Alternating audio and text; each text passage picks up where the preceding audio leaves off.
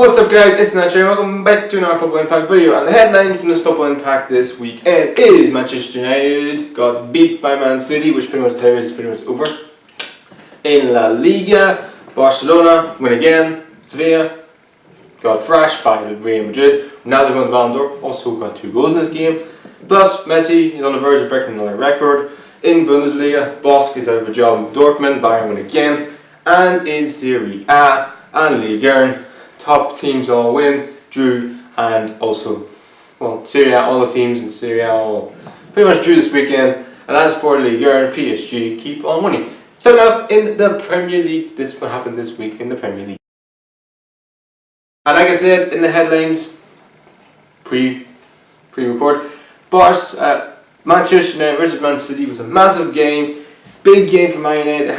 They had to not lose this game if they had any chance to win the Premier League this year. And they lost, and I think the title race is sealed, signed, sealed, delivered, and it will be a Man City win, and Man City will lift, wins the company, will lift the trophy at the end of the season. Because I'm telling you right now, I don't see anybody catching them, because Man United, as much as they can say all the excuses, and they should say, well, Man City had this, they should have a penalty, they outclassed them in every department in that game. Manchester United couldn't even put a glove on them. Like Man City were a ballerina doing a tightrope, and Man United were an elephant trying to do a tightrope. It literally was streets apart. Man City dominated the game, dominated possession. It was literally the most one-sided match I've ever seen in a Manchester derby. And Man City right now are the biggest club in Manchester by a street. And I'm telling you this right now, they're for me one of the favourites to win the Champions League this year. And I think they're the only English team in the Champions League that can actually give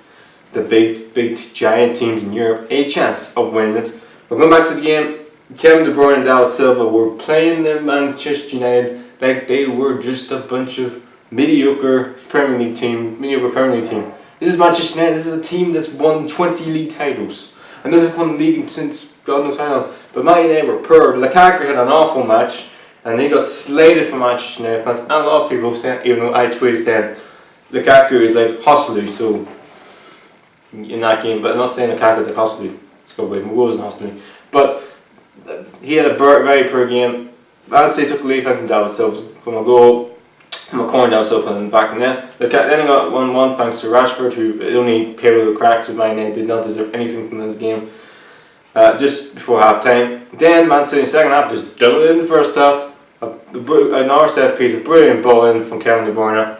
A peach of a ball in to the ball. Lukaku hits off, tries to clear it, but hits off Smalling, and then Otamendi, who's really been the goals this season, makes it 2-1. It could have been 3 or 4 or 5. Edison made a big save at the end of the game on Lukaku in his face, but Man City walked it. It was a well-deserved win, and they right now are the best team in the Premier League, maybe up there with the Invincibles and the Manchester United teams in the mid-90s, because right now, or even the Liverpools in the 80s, this is the best Premier League team I have ever seen play, and I think this team could easily go a whole season unbeaten. I'm not saying it's going to happen, but I can see it, because this team for me is just so juggernaut. It's unbelievable. Man United, pretty much going to have to say, they're going to be the best of the rest in the Premier League this season behind Manchester City. And the Merseyside derby, was 2 derbies this weekend. The Merseyside derby was between Liverpool and Everton. I don't know how Liverpool did not win that game how Liverpool didn't win the game. How Liverpool didn't win the game more than 2-0.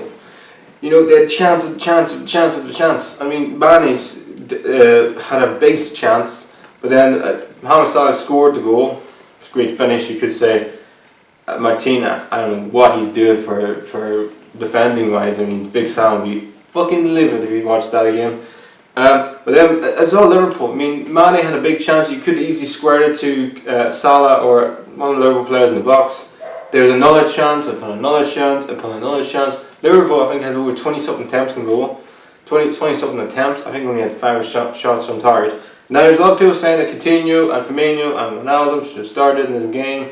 Probably yes, even though those 2 of them scored 5 goals in midweek in the Champions League. 3 of them was Coutinho, who scored a hat-trick, and Firmino scored 2. And Ronaldo, I think, to be one of Liverpool's best players this season, you know, I just don't understand why you wouldn't play them 3. That's a spine of a team.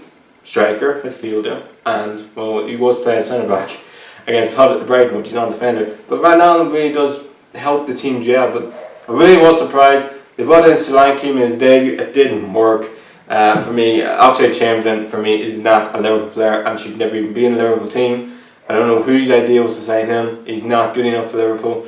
But it's just so many things that just didn't work for Liverpool. And I really think right now, down is 2 points dropped, and they could easily not get in the top 4 because of that result. So Jurgen Klopp, as much as you can sit there and say that people say, well, hold on, we should have a penalty, blah, blah, etc.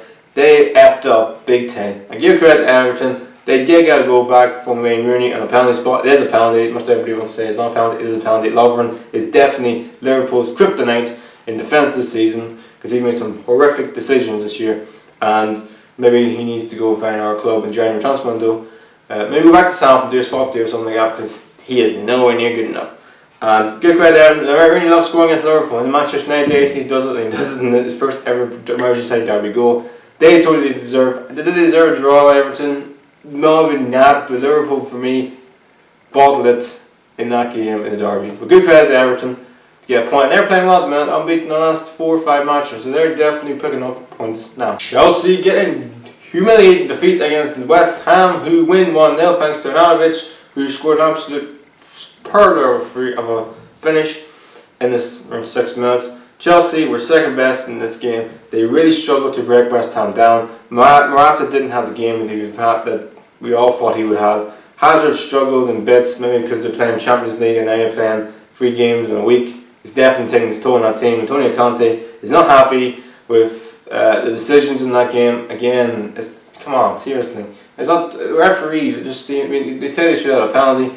No, it shouldn't have a penalty. For me, it's not a penalty. And for me, the best player on the pitch was Masuaku. Whoever thought I say that? Masuaku, who's been sensational, who was not playing the sort of, left back. He's more playing wing back, sort of, winger. I think that's what he is. He doesn't know how to defend, but he can go forward. And he had a really good game. And they deserved their win, West Ham, and totally deserve it 100%. As for Chelsea, it sums up where they are this season. They're really not knowing. They're so hot and cold this year. Sometimes they can go and be really good and destroy some teams. They destroy Newcastle United, and Hazard scores. It was unbelievable. Newcastle United were own downfalls really. And this game, they can just not be out. And West Ham were 100% out because it's another derby, it's London derby, and they really struggled. And this is their second London derby defeat in a row after losing to Crystal Palace. So it's not really good for morale when you're losing London derbies. But a good win for West Ham to get at least a bit of belief that they can actually stay in the Premier League this season. Tottenham get back to winning ways after thumping Stoke 5-1. Harry Kane scores 2, and Son, who was man of the match in this game, and I'm a real fan of his, scores an absolute beautiful finish. Stoke City were nothing short of embarrassing, and Marcuse, maybe it's time to go. Maybe it's time that, because the fans were singing you're getting sacked in the morning and also saying you're not good enough. So maybe it's time you to leave, or maybe I think you should go. I think the all Stoke supporters said in the last result against Swansea just peeled the cracks. I'm now thinking it is, because I don't think they're just not working. I mean, I know Tottenham could beat teams 5-1, but Tottenham, I'm not being honest, I'm never really struggling with them. But the errors that they're giving away Stoke. I mean, the goalkeeper had a shocker. The back three, I mean, Shawcross scored an own goal. I think that's the first time that's ever happened in a Premier League game. Maybe since Joe Walters, who was also a Stoke player. But they really struggled in this game. They did not have any bit of quality going forward. Stoke. Shaqiri is a quality player, but even he was struggling to even get in the game.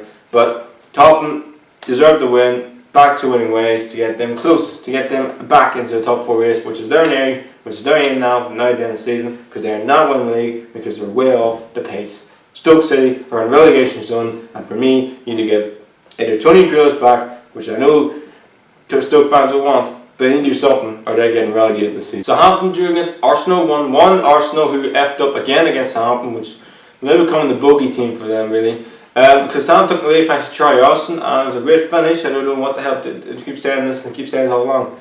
Arsenal do not know how to play when they have the ball. When Arsenal have the ball, they're the worst team in the league because they don't know where the position is, they don't know who the men they're marking up, and they're actually all over the show. And then they took a lead, but they could easily be 2, 3, 4 now up in the first half. Southampton, they had chance. Charlie Austin hit the post, big chance from Ryan Bertrand, many other chances, and even the second half they had so many chances, hit the bar as well. They've hit the woodwork twice in this game. You know, the big opportunities, and they should have done more clinical. But step up, Louis Drew, the man who pretty much keeps saving Arsenal's season, who keeps saying, I want to start in the game when you're not good enough, Louis Drew. You're going to be your super sub. He's now scored more goals than Ole Gunnar Solskjaer as a super sub, and I think he is a super sub, much as you want to say he's not. There's a good header and a good end to the game to get a point for Arsenal. But Arsenal did not deserve a draw, and Arsenal didn't even deserve anything from that game. They were second best in every department, and Southampton played very well. And you could say Arsenal, oh, they had more possession, they had more shots. But who looked like scoring the goals? Who was more looked like to score? Southampton every day of the week. Arsenal were poor. If they get top 4 this season, Arsenal, I think that's a cracking season for them. Because right now, I mean, they've got the worst away form in the one of the worst away forms in the Premier League. Like, come on, seriously. They're not nowhere near good enough this season. Southampton, good point. It keeps them pretty much mid-table. Newcastle United played Leicester City, and Newcastle United's 125th anniversary game, and it was more like 125 years of bullshit, because I don't know what I watched in that match, because it was like a weird football match. I mean, the start of the game, Newcastle took the lead thanks to hostility. The fans were, trying to get their team in the game, and totally did. And then sort of Newcastle United thought, well, 1-0 up, we don't know what to do. We don't know the second goal or kick back. So they were caught in two minds. Then Leicester scored a worldie from Mahrez, even though the goalkeeper Darlow should easily catch it because he didn't jump for it. And then Newcastle go. Then Leicester, that was 1-1. Then the second half, the same thing happened in the first half. Newcastle tried to go, but they did it. It was weird. It was a weird game. And then Demarai Gray scored with a really good finish, deflects off Lejeune. And then Newcastle got the other end, but Atsu and Perez on. I thought Atsu came on and really did something. I thought he came on and actually changed the game for Newcastle. He put a really good corner in, and then Moreno heads it back to Gale, who puts it in the back of the net. Yes, I know he took another deflection, and it was 2-2. Then you think yourself, you know what, Newcastle, take a point. As much as you think right now, just take a draw, because their form is appalling right now. One win in the last 10, well, say 11 now, they should have got a point. And then Yossi Perez does not track his man, and then it's just an easy own goal. I mean, it was Aki who could easily score it. We don't even know he would have scored it. Yossi Perez just ticks it in and in the back of the net for 2. Newcastle United, for me, are in big problems. And for me right now, as a Toon fan right now, I'm fucking worried. Because I feel like the whole takeover situation, along with Rafa Benitez's uncertainty, along with the players who don't even know they're going to be in there in the January transfer window, it's just, and the fans, you can totally see it. It's a full confusion at that club, and for me right now, this takeover situation needs to be sorted here. If it is Amanda Staveley, or if it is Meg Ashley's there, they need to do something and just come out and say it, because I think it's confusing the players, the fans, and the manager. And then again, the managers are saying, oh, we need players, this, that, and the other. We all know that. I'm watching this is 125 years. That was the worst Newcastle United team I've ever seen in my life playing against Leicester. It's just so many of them players for me should even be wearing that black and white stripe because they're not good enough. Simple as that.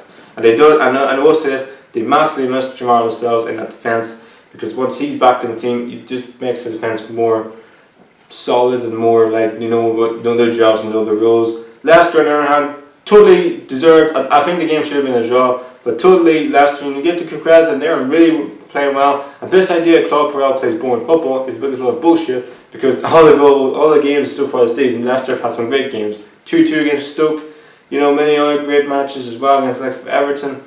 They're playing really well this season, and I think they would comfortably top 8 team this year. Good win for them. Newcastle United need to hurry this takeover, or they're going down this year. And last game is Swansea versus West Brom, a massive 6-parter where Swansea win thanks to Wolf Boney, who now took 2 goals in 2 games. And West Brom shouldn't have really sacked Tony Pulis, because the one man that keeps you in the Premier League is Tony Pulis. Is Alan Pardew going to do that? No, he's going to play attacking football, which then you're going to see from corners, which he did at Newcastle, which he did at Crystal Palace. He got beat there last season by a Bob Bradley Swansea team. We all know Bob the Builder Bradley is the worst manager in the history of football. Maybe Steve McLaren has something to say to that. But the fact of the matter is, West Brom shouldn't have sacked Tony fucking Pulis, and they're now getting karma written on their face for it. Simple as that. Yes, Alan Pardew has experience. I may take him a couple of games, but They could easily be 5 or 7 points in the bottom 3 until the football gets better for them. You don't know. But right now, they're in big trouble. Good win for Swansea to get them off the bottom of the league. So guys, look at the Premier League table where Manchester City top of the array now straight ahead of every other team in the Premier League, 11 points ahead of Manchester United. Then it's Chelsea, who lost, who stayed third, Liverpool 4th, Arsenal 5th, Tottenham 6th, Burnley with their win are now up to 7 after beating Watford, Leicester 8th, then Watford dropped down to 9th, and Everton are in the top 10. Bottom is Southampton, Huddersfield with their win against Brighton, we've gone above Brighton. Then it's Bournemouth, Stoke, Newcastle, West Brom, West Ham, Swansea and Crystal Palace now bottom of the league after only a draw against Bournemouth. So guys, let's move on to the Bundesliga. And the Bundesliga, Bayern Munich just beat Frankfurt thanks to 1 goal from who do you think? That's right, Robert Lewandowski. Who loves scoring against Frankfurt. He really is like, I think that was Frankfurt, I'm going to score today. They get 1-0 win against them, but Frankfurt actually had a chance at the end of the game to actually get a point, and actually should have got a point, but they just had another shooting boots on. Bayern Munich looked like they're winning another consecutive Bundesliga title this season. Dortmund sacked their manager Peter BOSZ after getting beat by a relegation team at home at Werder Bremen, who have really struggled to win games this season and haven't won an away game in the Bundesliga since May of last season. Have beaten Dortmund, who that's the first time Dortmund have lost to Werder Bremen at home in 10 years.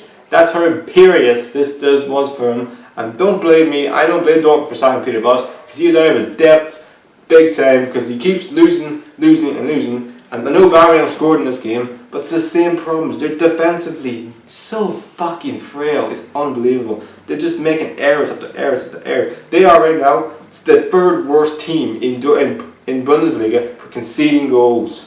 They are only Cologne and Freiburg have conceded more goals in the Bundesliga than Borussia Dortmund. They are in big trouble, Dortmund, and they did need to sack Peter BOSZ.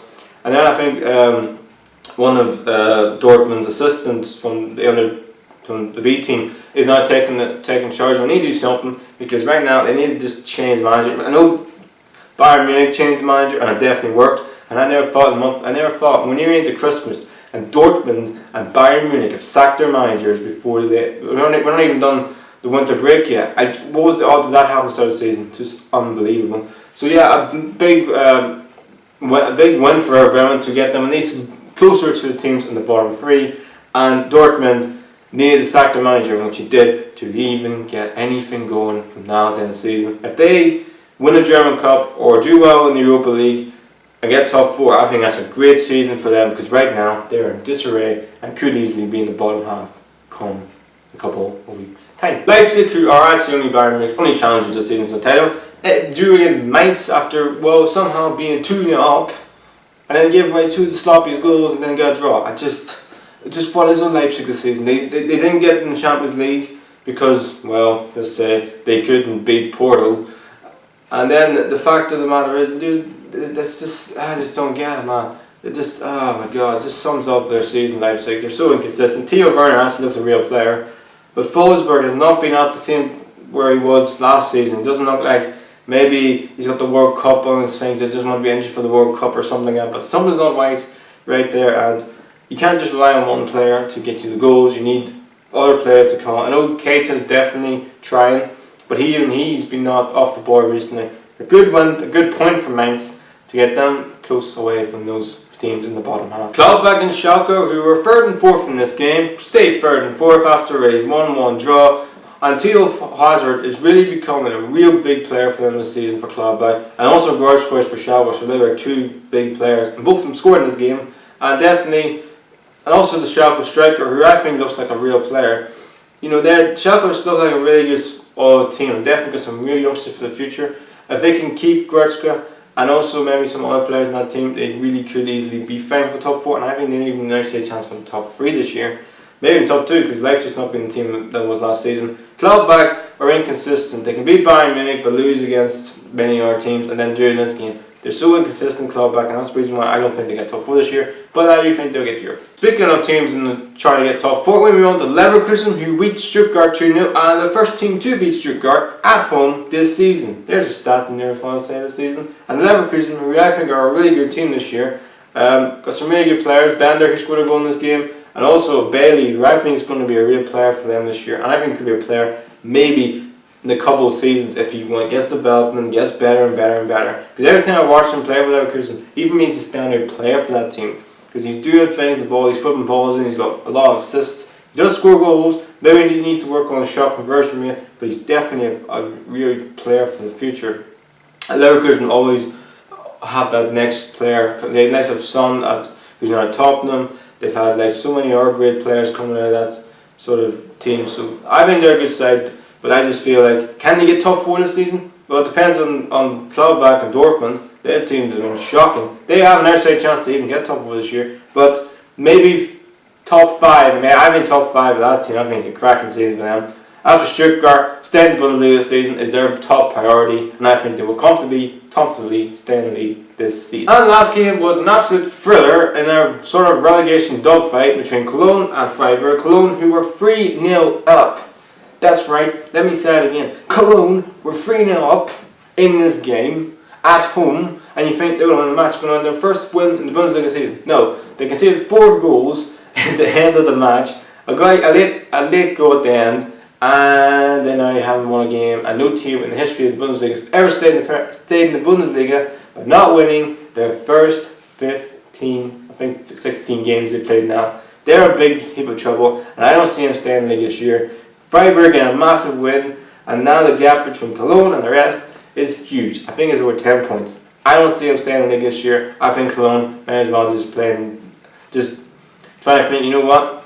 Winter break's coming. We're not going to stay in the league. Let's just try and get some players in to get back in the league for next season. Massive win for Freiburg to have any chance of staying up this season. So guys, look at the Bundesliga table. Where Bayern Munich top on 35 points. Then it's Leipzig, Schalke, Gladbach, Leverkusen, who are moving up to 5th. I'll say now, Hoffenheim down to 6th. Then it's Augsburg, Dortmund move way down to 8th here. Big leap of trouble. Then it is Frankfurt and Hanover are the top 10. At the bottom, it is Wolfsburg, Hertha, Stuttgart, Mainz, Hamburg, Freiburg, Werder Bremen, and Cologne are the worst Bundesliga ever after not winning one game in the first 15 matches. Good luck, Cologne. See you guys in the 2nd division, because that is where you're going next season. So guys, move on to La Liga. And La Liga this weekend, Barcelona get a late win against Villarreal thanks to Lionel Messi, who's now only 1 goal away from beating Gerd Müller's record of scoring 525 goals at one club. That's unbelievable. Wow, that's astonishing. And I think he's only 600 some appearances, which is even more unbelievable. I mean, he is a GOAT. He's the greatest player I've ever seen. Don't tell him. It's just amazing. He's just unreal and just incredible. It's insane. Luis Suarez also got a goal in this game. Villarreal didn't take him in at the start before Barcelona took the 2 goals, as even Perez as already is. But Barcelona look like it's going to be their league this year, because I just don't see them fucking it up. I don't see it happen. It could happen as long as they go from now in the season. I just don't see that. Valencia beat Celta Vigo 2-1, and it was a really good game in this. Because Valencia did take the lead, the Celta Vigo got to go back, and Valencia, thanks to who else but Simone Zaza, who is absolutely sensational. And you think, how the fuck? I mean, he's been a revelation of form, is amazing. And you know, he's been a top goal scorer this season. He's one of the top goal scorers in La Liga this season. He's been sensational. And definitely, the Valencia coach is getting the best out of that Valencia team, because they right now are 2nd, and for me, the only team, apart from Atletico Madrid, that can win the league this year, that's not Barcelona. So they've had a great start to the season, the best start to the season since they won the La Liga title under Rafa Benitez, when they had David Silva, David Villa, and many other great players. So maybe this is Valencia's year to win the league. Maybe it is. Real Madrid get a 5-0. Real Madrid thump Sevilla 5-0. Ronaldo, who won the Ballon d'Or, thought, you know what, it's about time I should get my La Liga goals starting up. He scored 2 in this game. One of them was a penalty. Just say, first and foremost, I don't know how the goalkeeper doesn't save it. Ronaldo's got too much power on it, but it could easily have been stopped.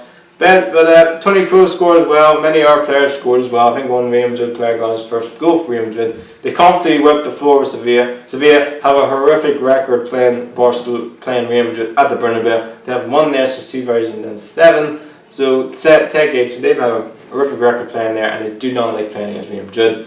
Good win for Real Madrid to have any chance of retaining their La Liga title. Sevilla looks like they'll be fifth. It's going to be where they're going to be finishing this season. Atletico Madrid get a 1-0 win against Real Betis thanks to Antonio Griezmann with the only goal in this game. Real Betis, a little bit curious now from them. They keep losing games. They're one of the worst teams in the league right now for conceding goals at the end of matches. They conceded 3 goals against Valencia and lost. So they really have struggled this season. Real Betis, they're playing different type of football, which probably doesn't suit them. But good win for Atletico Madrid. Right now, they're the only team. Like for me, I mean, they're still unbeaten, which I still can't believe it. I mean, now in Barcelona, only 2 teams, they're still unbeaten. Maybe Atletico Madrid wants to get their cost in the team. Maybe they have another chance for the title. But top 3 is where I think they'll finish. Alves get a big win against Las Palmas from the bottom half of that table, a big 6-pointer, which puts them above them in the table, which drops Las Palmas down to rock bottom, which you probably think, yeah, because you can see that one amount of goals, you're going to go down. And last one, which probably the shock of the weekend, is Sociedad got beat by Malaga. I don't know where the hell that was all coming from, which puts Malaga above many other teams. But pretty much the bottom 3 stays as is, but they all change. A good win for Malaga, which definitely is a surprise because Sociedad are always good at home. Malaga have a record playing against Sociedad, so I don't know where that was all come from.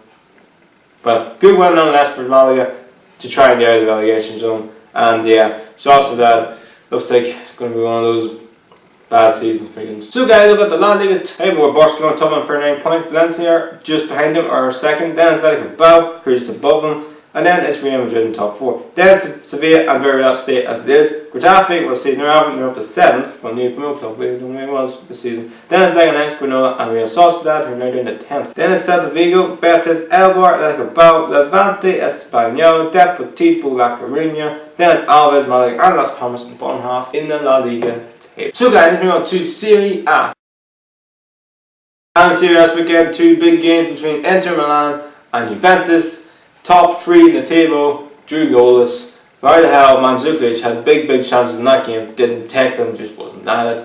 Higuain had chances as well, but the thing I want to talk about is Juventus' defending was sensational.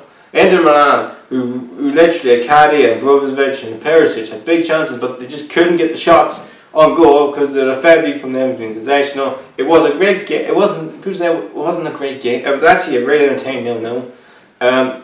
But if I had to say who's the better team, I'd probably go Inter, just Inter. But the defending from Juventus was amazing, and it was a great game. And definitely, right now, those 2, along with Napoli, look like to be the 3 teams fighting for the league this year.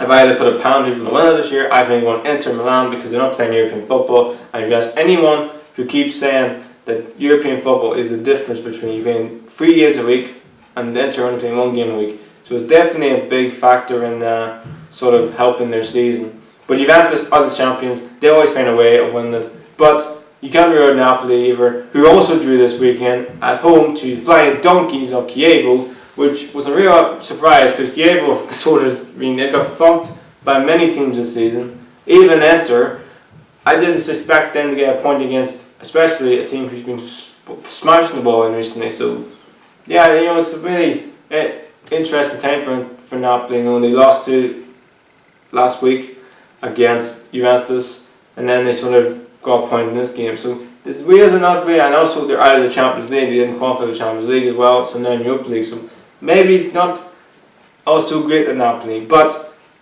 it's going to be really interesting now in the season who really comes out between those 3.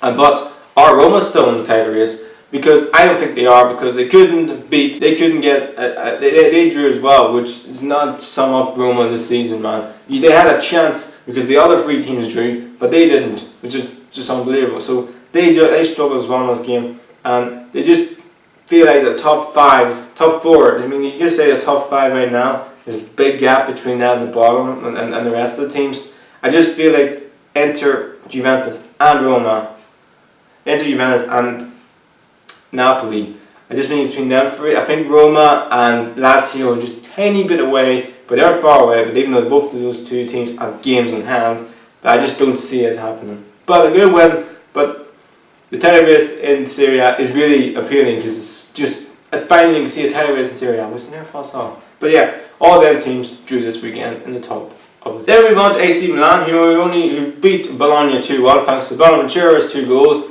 and he was also could have easily gone back and conceded an equaliser for Bologna because Bologna had an unbelievable shot. It just ricocheted off him and then almost hit the bar. So then just done off AC Milan, but I still don't think Gattuso's the man for them. He's just there for the end of the season until they get probably or possibly and Antonio Conte, or maybe even the manager who looks like to get the Italian job right now, Carlo Ancelotti. So they're definitely sort of feeling like he's not the man for the job, but if we can get top 8 this season, I think that's a dream for them. I still think this AC Milan team needs major players. I don't think I think the fact that the gap between them and the top 5 right now is massive, as it sums up where they are this season. There's a lot of work to be done in AC Milan, but they get a good win against Bologna to keep them easily in the top, I think 7 or 8. And in the bottom is a big game between Verona and Spalla.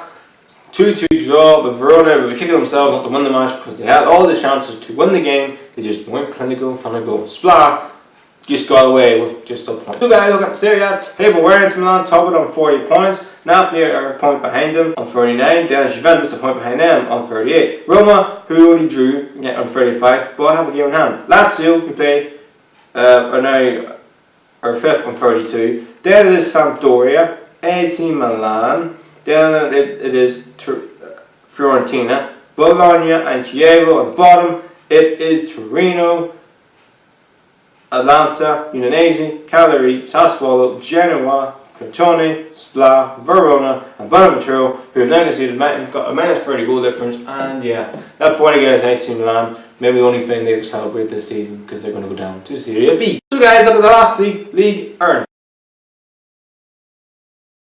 And the year this weekend, my PSG win against Lille, and a comfortable win, even though they didn't have Di Maria was in the team and Neymar was suspended. Doesn't really matter, there's still the quality to beat Lille. Lille is sort of, you can see why they're in the bottom half of the table. You see why they're in the bottom of the table because they're not good enough. But I was really impressed with Di Maria. He got a goal this game, an assist in this game, and also Kylian Mbappe scored an absolute freaking amazing goal. Just too much quality for Lille at this moment in time, and looks like they are definitely going to be maybe the team to win the Champions League as well. And looks like, for me personally, they've won the league. I think they've wrapped up the league earn, but complacency is a bitch, and maybe Monaco, Lyon and also Marseille hoping it will happen, because Monaco just got back and got a win against Troyes 3-2, but they were 2-0 down in this game. They were run out. But come up the mower, Farcal to Riedwig steps up and puts in some decent goals. But they just did enough in the end, Monaco. But I just felt they really struggled. And they're not really playing good football. I mean, they've been awful in the Champions League. They finished rock bottom in the Champions League group. I don't think they even got to win the Champions League group, which puts in perspective, sell your best players. What do you expect? But I was really impressed with Tielemans. I think he looks like a real talent. But the thing with Tielemans is he doesn't really start, which I think he should. Like, you spend a lot of money in the summer, just play the good. But Monaco is sort of just scraping wins. Yes, I know that's how you win leagues. I know that's the reason why they won the league last year. But I just feel like maybe it's starting to haunt them. Maybe. But a good win nonetheless against Troyes. Lyon, who also came back and got a win against Armennes. Armennes took the lead in this game. But 2 late goals and just did enough to win the game. Even though Fekir is still suspended and won't be back for another couple of weeks. But nonetheless, a good win for Lyon, and they're definitely showing, well, even though Fekir's out of the team, that he's the talisman of the team, Fekir, that they can still win games when they're not playing well, which is also good when you're trying to win the league. But Lyon, they've had a really good season. They're second in the league right now, just a goal difference above Marseille and Monaco, but they've had a great season. But I still think they can get better. Marseille beat Saint-Etienne 3-0, even though it was a comfortable win. But Saint-Etienne, fuck me, they're in big trouble. I mean, this game could have been a landslide. It could have been a rugby score. It could have been 20. It could have easily been 12-0 because Florent Turban hit the post Many of our players have had chances upon chances upon chances, but 2 goals from German, who got his first ever 2 goals for Marseille, and also a goal then from one of the, I think it was Ospas his name is. He got the 3rd, but he's like, and also Serie under 10 men, but they were poor Nettian, and they for me right now are fighting for relegation. As much as they want to say, oh well, we're trying to run in bad form, I don't give a shit. You're usually going down if you're going to get results, and they look like the worst team I've seen this season in the league. And yeah, it doesn't look, okay, maybe Metz have something to say about that, but just not good enough. Marseille, the gulf in class between the top 4 right now and the rest is massive, and it's getting bigger. Just like in the Premier League, the top 6 pretty much the gulf in class between them and the rest. But Marseille just had too much quality for its attention. Also, Nats beat Nice, and now we had 2 wins in a row, and they're up to 8th in the league. Nats 2 defeats, nice sort of rocky patch at the minute after losing Lyon last weekend, and now to Nice.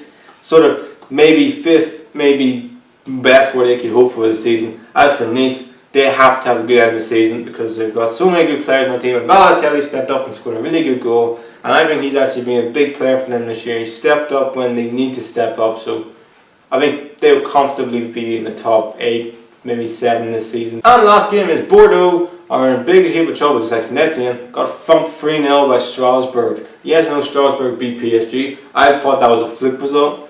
No, it wasn't, because they just beat Bordeaux, and Bordeaux were poor. As I was saying, I remember, I think it was a couple of months ago, I said Malcolm when I was saying, oh, he looks a real player. But I said, like, if he's going to be a top player, like said Neymar and many other players in that league, he needs to rip that league apart. He's struggled since I talked about him, so maybe I jinxed the dude. But he looks like a talent. But I said also, Malcolm doesn't play well, Bordeaux don't win, and Bordeaux did not get anything for the match.